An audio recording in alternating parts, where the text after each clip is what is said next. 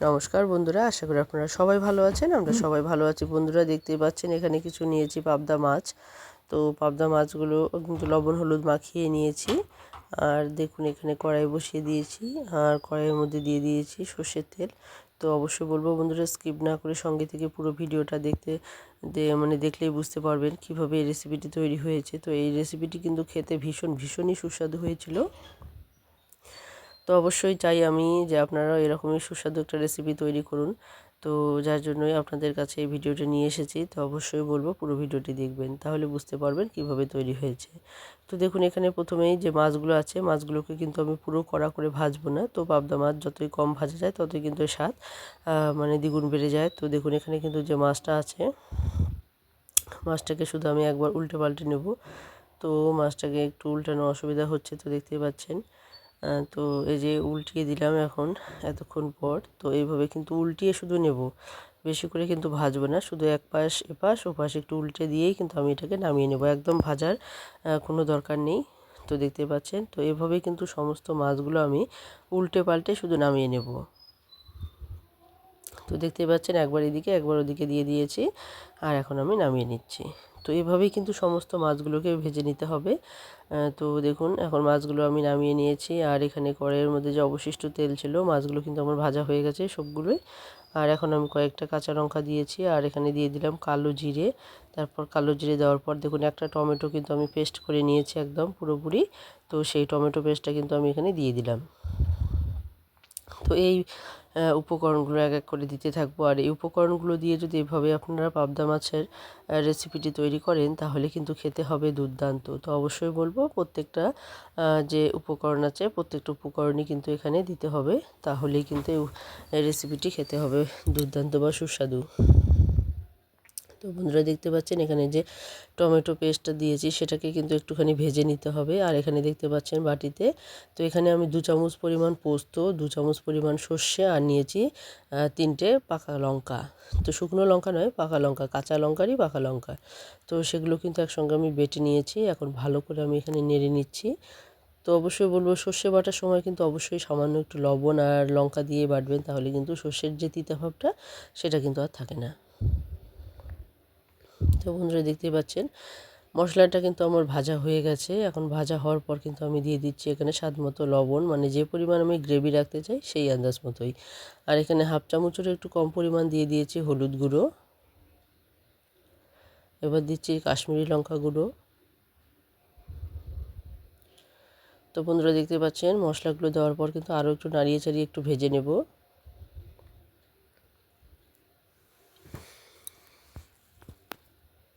তো দেখতে পাচ্ছেন এভাবে কিন্তু ভেজে নিতে হবে। এরপর আরও একটু উপকরণ দেব, যেটা কিনা এর স্বাদটাকে আরও দুর্দান্ত বাড়িয়ে দেবে।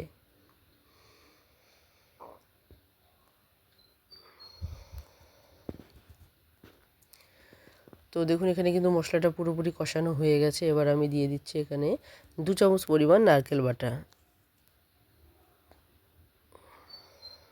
তো দেখতে পাচ্ছেন নারকেল বাটাটা দেওয়ার পর কিন্তু এই নারকেলটাকেও একটুখানি ভেজে নিতে হবে, যাতে করে এর কাঁচা ভাবটা চলে যায়। আর একটুখানি ভাজা হয়ে গেলেই কিন্তু এর স্বাদটা আরও দ্বিগুণ বেড়ে যায়। তো বন্ধুরা নারকেলটা দেওয়ার পর সবার শেষে কিন্তু নারকেলটা দিতে হবে, নারকেলটা কিন্তু আগেই দেওয়া যাবে না। তো সবার শেষে দিয়ে একটুখানি ভেজে নিতে হবে। তো বন্ধুরা দেখতেই পাচ্ছেন এখানে, তো নারকেলটাকেও আমি একটুখানি ভেজে নিয়েছি। আর এবার কিন্তু ভাজা হয়ে গেছে পুরোপুরি। এখন হাফ চামচের একটু কম পরিমাণ চিনি আমি এখানে অ্যাড করলাম। তো আপনারা চিনি দিলেও দিতে পারেন, না দিলেও হয়। তো যেহেতু এখানে নারকেল দিয়েছি, আমার মনে হয় একটু চিনি দিলেই ভালো হবে, তার জন্য কিন্তু এখানে চিনি দিয়েছি আমি একটুখানি। তো দেখতে পাচ্ছেন চিনি দিয়ে কিন্তু আরও একটু নেড়ে চেড়ে নিলাম। আর এখন আমি দিয়ে দিচ্ছি জল। তো এখানে যে পরিমাণ লবণ দিয়েছি তার আন্দাজ মতো আমি এখানে জল দিচ্ছি। তো দেখুন এখানে কিন্তু 1 বাটি জল দিয়েছিলাম, তারপর কিন্তু আবারও আমি এখানে আরও 1 বাটি জল আমি এখানে দিয়ে দিলাম। 1 বাটি জল দিইনি, একটুখানি কম দিয়ে দিয়েছি, কারণ আমার যে মাছ আছে তাতে করে কিন্তু এই গ্রেভিটা হয়ে যাবে। এখানে প্রায় 6-7টার মতো পাবদা আছে। তো এক এক করে এখন পাবদাগুলো দিয়ে দেব। তো দেখুন জলটা কিন্তু পুরোপুরি টকবক করে ফুটে উঠেছিল, আর কিছুক্ষণ জালও হয়েছিল। তো এরপর কিন্তু আমি ভেজে রাখা মাছগুলো কিন্তু দিয়ে দিলাম। আর মাছগুলো দেওয়ার পরেও কিন্তু একটু জাল করে নিতে হবে, কারণ মাছগুলো কিন্তু পুরোপুরি আমি কড়া করে ভেজে নিইনি, সেটা আপনারা দেখতেই পেয়েছেন। তো মাছগুলো যাতে করে খুব সুন্দরভাবে সেদ্ধ হয়ে যায় সেজন্য কিন্তু এখানে সেই আন্দাজ মতোই জল দিতে হবে। আর গ্রেভিটাও মানে একটু কিন্তু হালকা পাতলা হবে। তো এটা কিন্তু যেহেতু নারকেল দেওয়া, এটা নামিয়ে নেওয়ার পর কিন্তু একদম গ্রেভিটা কিন্তু একদম মাখো মাখো হয়ে যাবে, সেটা আপনারা দেখতেই পারবেন। তো দেখুন এখানে মাছগুলো দেওয়ার পরেও কিন্তু আমি হালকা জাল করে নিয়েছি। আর কিন্তু এখানে যে ঝোলের জলটা যে আছে সেটা কিন্তু অনেকটা কিন্তু শুকিয়ে এসেছে। তো এখন আমি এটাকে নামিয়ে নিব আর গরম গরম ভাতের সঙ্গে পরিবেশন করব। তো বন্ধুরা, পাবদা মাছের এই রেসিপিটি যদি একবার খান আপনারা কিন্তু বারবার বানাতে চাইবেন। তো অবশ্যই বলবো, যে সমস্ত বন্ধুরা শুরু থেকে শেষ অবধি সঙ্গে আছেন, পুরো ভিডিওটি দেখেছেন, তারা কিন্তু অবশ্যই বানিয়ে নিতে পারবেন এই পাবদা মাছের রেসিপিটি। তো বন্ধুরা, এই রেসিপিটা আপনাদের কেমন লাগলো অবশ্যই কমেন্টে জানাতে ভুলবেন না। আর যে সমস্ত পুরনো বন্ধু, নতুন বন্ধুরা শুরু থেকে শেষ অবধি সঙ্গে আছেন, সবাইকে অসংখ্য অসংখ্য ধন্যবাদ এবং সবার প্রতি রইল অনেক অনেক ভালোবাসা। তো বন্ধুরা, এইভাবে সবসময় পাশে থাকবেন, সহযোগিতা করবেন। আর অবশ্যই বলবো, আমার হয়তো বা একটু লেট হচ্ছে আপনাদের কাছে পৌঁছানোর, কিন্তু আমি কিন্তু অবশ্যই আপনাদের কাছে পৌঁছে যাব। তো বন্ধুরা দেখুন, এখানে কিন্তু পুরোপুরি হয়ে গেছে আর কালারটা দেখুন কতটা লোভনীয় এসেছে। এটা কিন্তু খেতে ভীষণই সুস্বাদু হয়েছিল। তো যে থালাতে মাছটা নামিয়েছিলাম, তো সেই থালাতেই এখন নামিয়ে নিচ্ছি, মানে ভাজা মাছটা যে থালাতে নামিয়েছিলাম সেই থালাতেই কিন্তু নামিয়ে নিচ্ছি। তো বন্ধুরা দেখুন কালারটা কতটা লোভনীয়, এটা কিন্তু সত্যি বলছি খেতে ভীষণই সুস্বাদু হয়েছিল। তো অবশ্যই একবার ট্রাই করে দেখবেন, আশা করি আপনাদেরও খেতে ভালো লাগবে।